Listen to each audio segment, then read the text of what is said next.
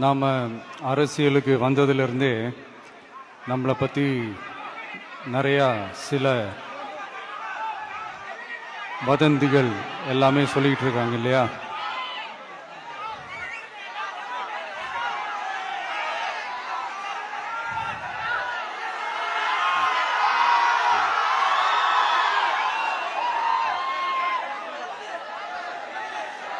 ஒரு சின்ன விஷயம் நான் சொல்லிட்டு போயிடுறேன், கொஞ்சம் சைலண்டாக இருங்க ப்ளீஸ்.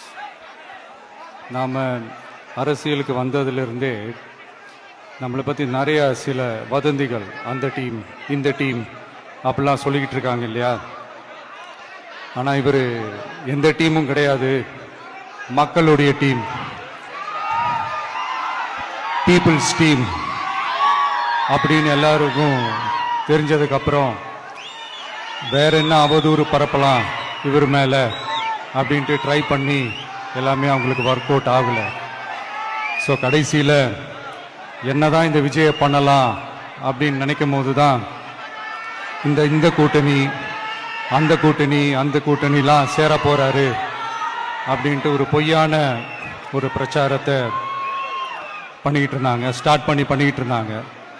இந்த நியூஸ் எல்லாம் கேட்டு நீங்கள் கொஞ்சம் கன்ஃபியூஸ் ஆகிருப்பீங்க. அதனால் இங்கே மறுபடியும் ஓப்பனாக தெளிவாக ஒரு விஷயத்தை நான் சொல்கிறேன்.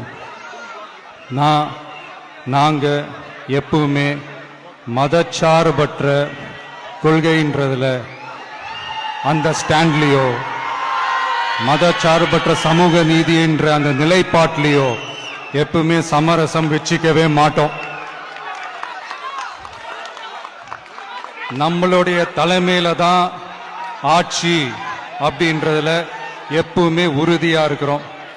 நம்மளுடைய முதல் மாநாட்டில் கூட நான் சொன்ன மாதிரி அரசியலில் யாருக்காகவும் எதுக்காகவும் எந்த விதமான ஒரு சமரசமும் நாங்கள் வச்சுக்க போறதே இல்லை, அந்த பேச்சுவார்த்தையே கிடையாது.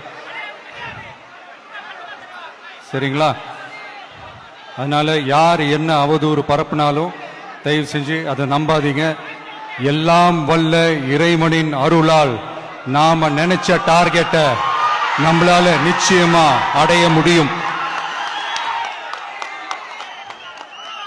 இன்னைக்கு என்னுடைய இஸ்லாமிய சகோதர சகோதரிகளுக்கு என்னுடைய ரமலான் நல்வாழ்த்துக்கள்.